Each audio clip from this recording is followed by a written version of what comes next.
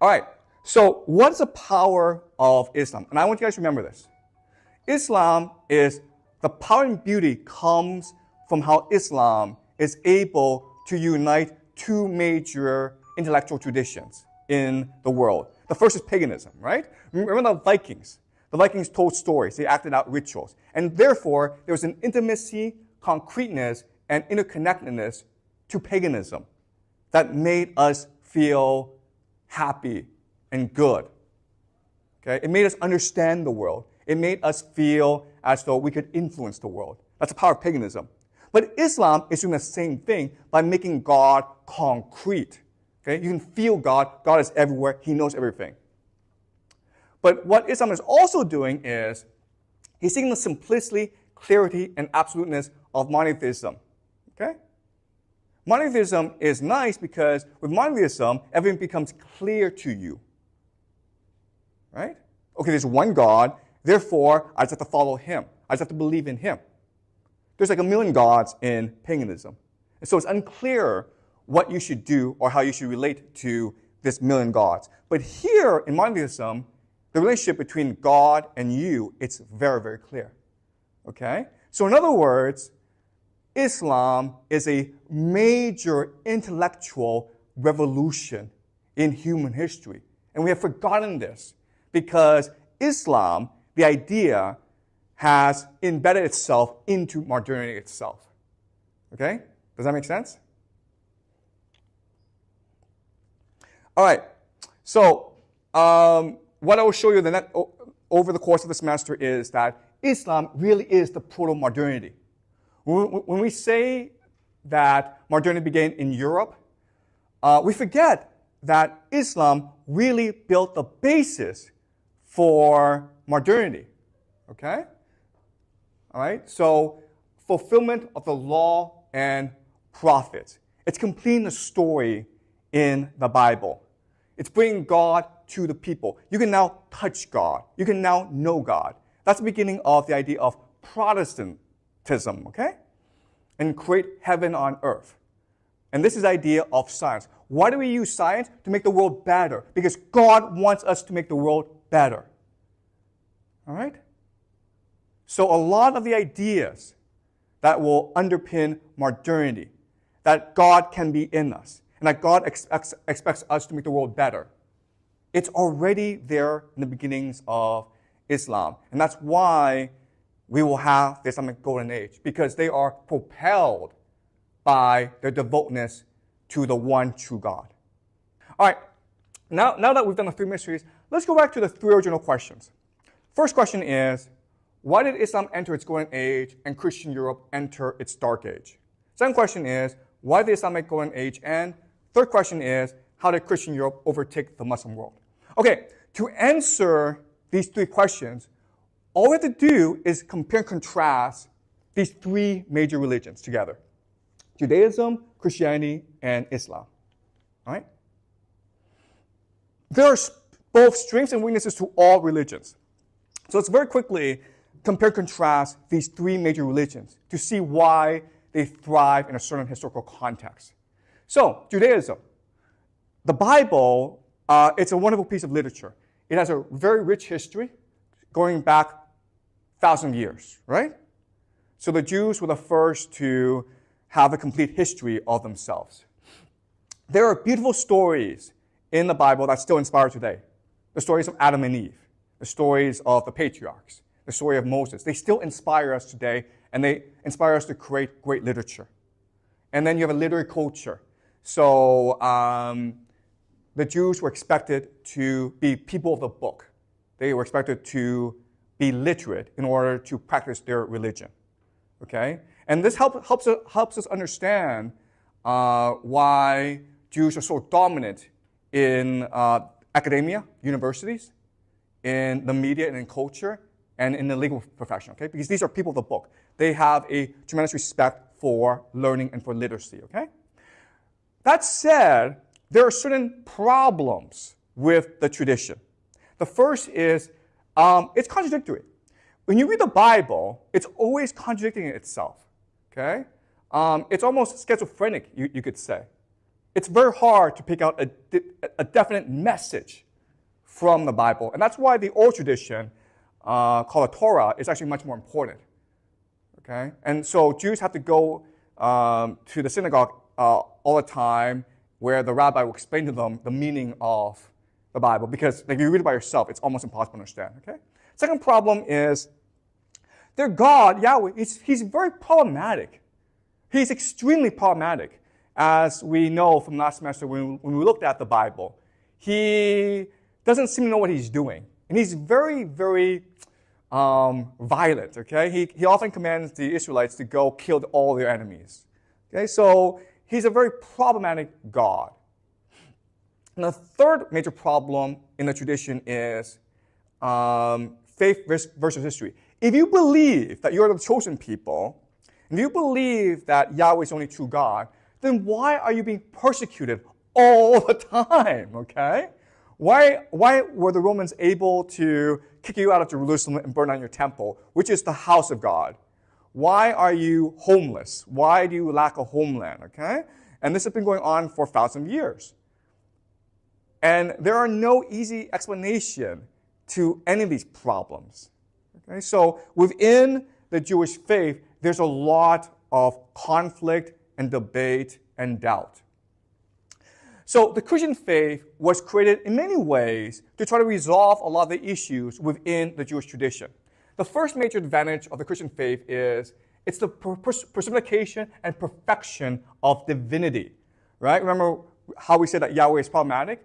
Well, now we have Jesus, who we can understand.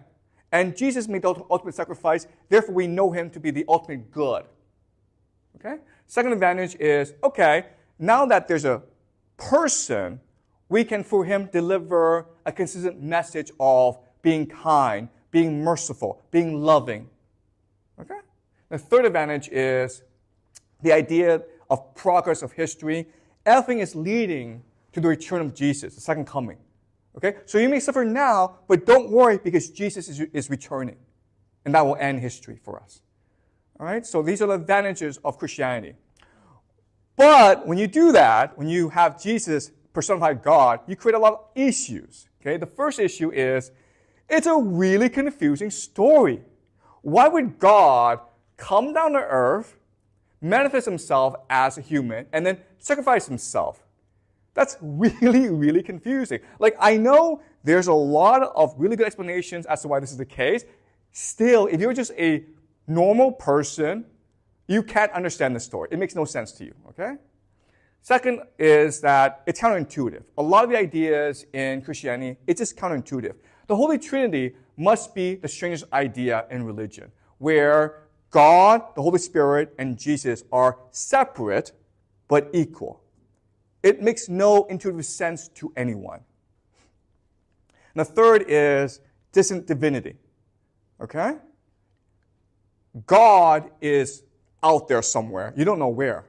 You can't talk to him. You can't see him. You have no idea where he is. Okay? It's a very distant divinity. And so these are the disadvantages of Christianity. And so Islam now makes sense because it's trying to remedy and rectify these failings of Christianity. Okay? The first is that it takes the Jewish tradition and the Christian tradition and makes it part of itself. Okay? So it is really the continuation and the perfection of the Jewish Christian tradition. Second is the absoluteness of God. Okay? This is now true monotheism, where God is everywhere.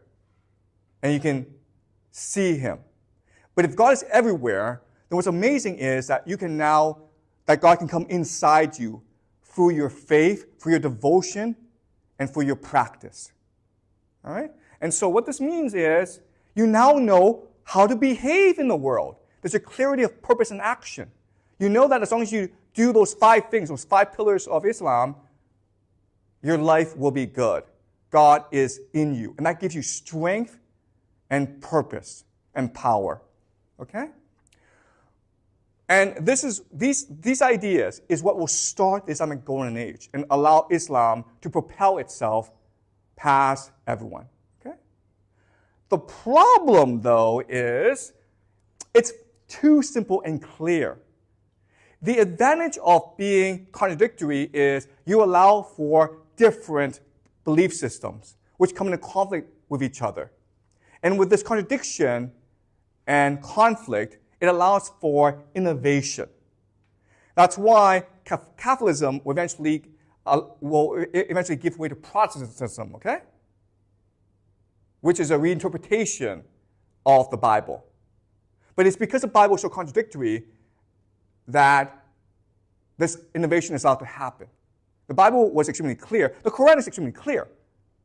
But if that's the case, then you cannot allow for a radical rejection of the past and embrace of the future, okay? Second problem, then, is it's inflexible. It can't be as innovative as Christianity and Judaism. And the third problem is Islam purports to stand outside of history, okay? Judaism is to be inside of history. Christianity is inside of history as well. But Islam is eternal. When you read the Quran, it's meant to be the eternal words. These words are always true. But then the problem then is, how do you go about and interpret your actions through the lens of history? And how do you improve your society based on this interpretation? All right?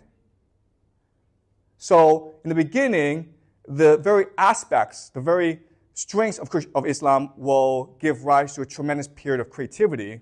But over time, you will have these innovations will become dogma, and they will ossify, and they will prevent further growth in your society. All right? So does that make sense to you guys? All right. So let me reframe what I just said in a different way. All right? So let's just compare.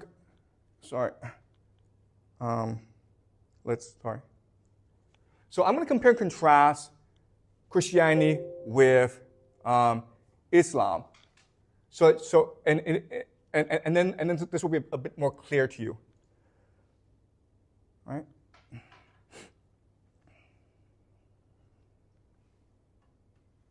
Okay, but are there any questions before I continue? Is this clear to you guys?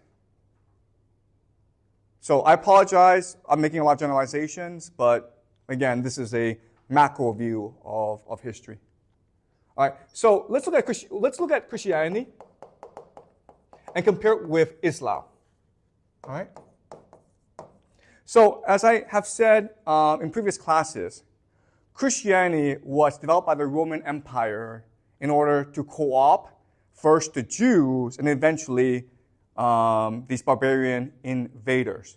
And therefore, the religion is one of empire and power. Okay? It's really about how to control people.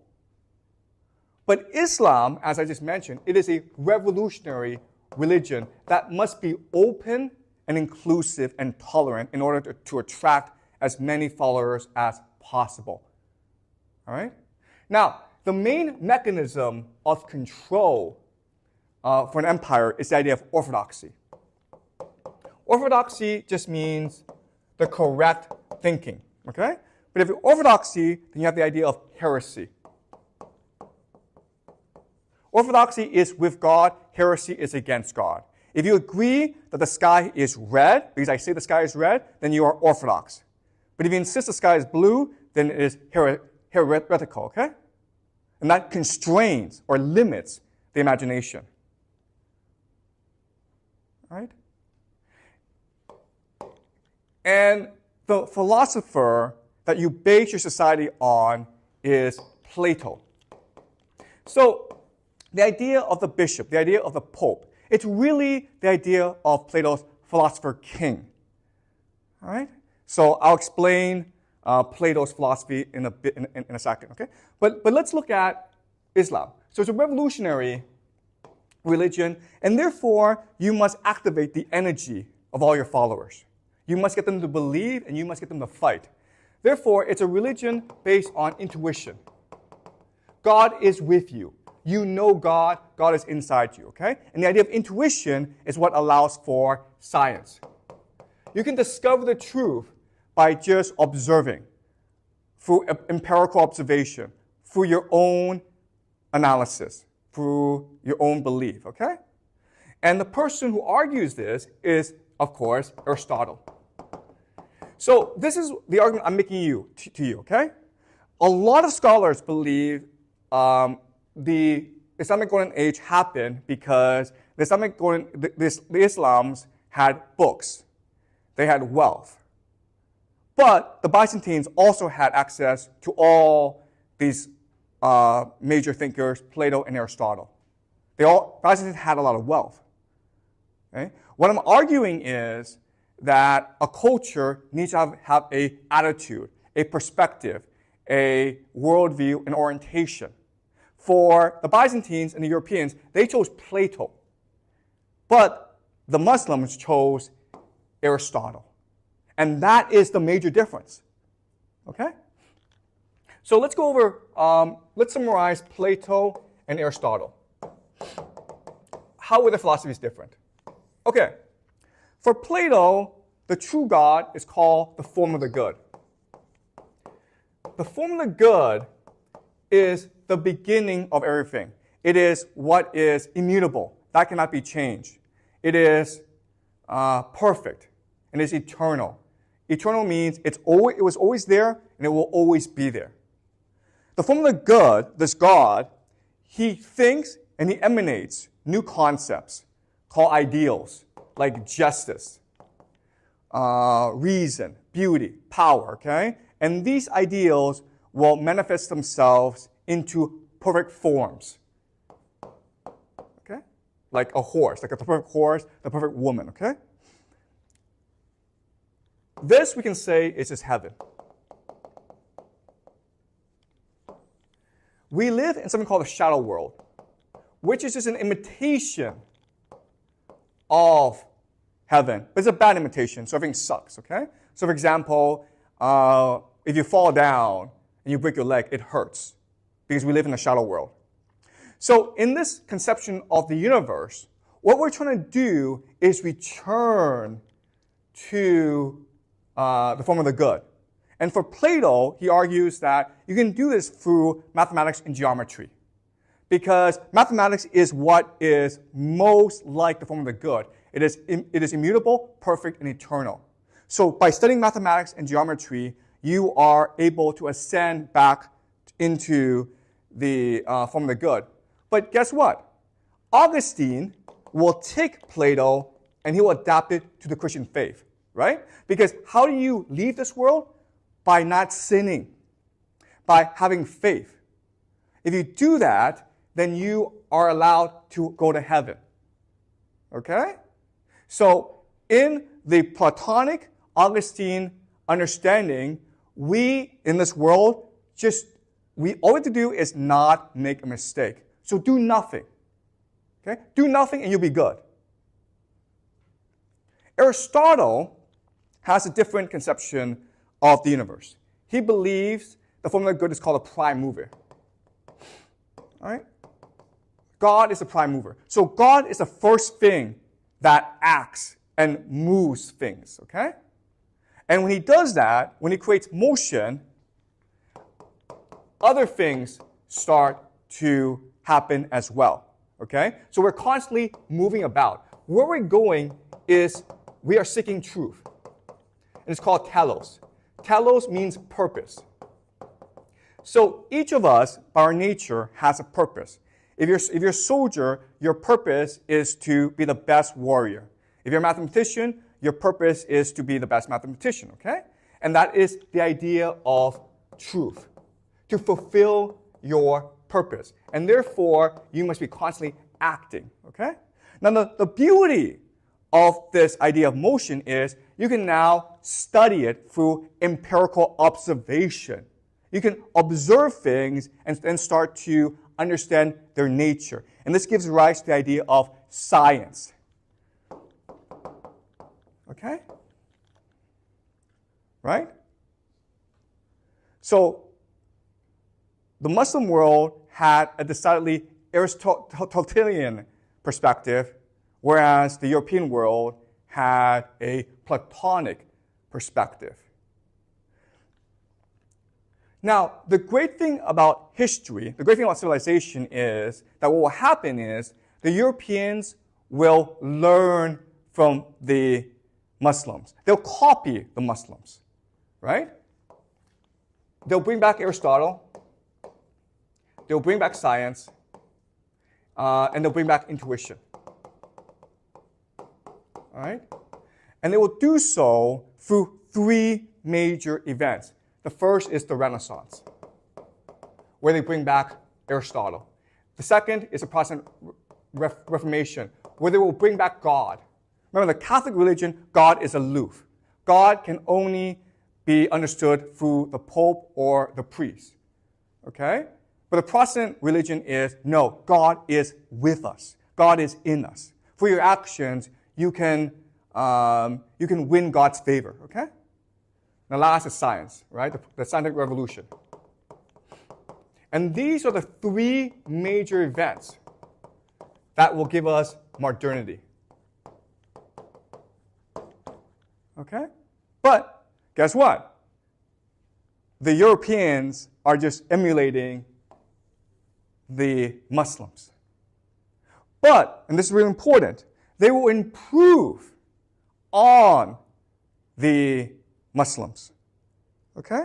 So the problem with science is, yes, in the beginning you will have all this tremendous discovery, but this innovation will eventually lead to something called dogma. All right? And so what you need to do is create institutions to destroy dogma. And that's what the Europeans will do, which will, and this idea that dogma can be destroyed through discussion and debate and analysis is what will become the basis of the scientific revolution, which will create the modern world that we live in today, okay? So we will go through all of these three major movements in future classes. But please remember that it's the Islamic Golden Age which will inspire the Europeans to do all three of these things, which in turn will create the modern world that we live in today. Okay? And that's why I believe that the Islamic Golden Age is really the proto-modernity of human history. All right, that is my argument to you.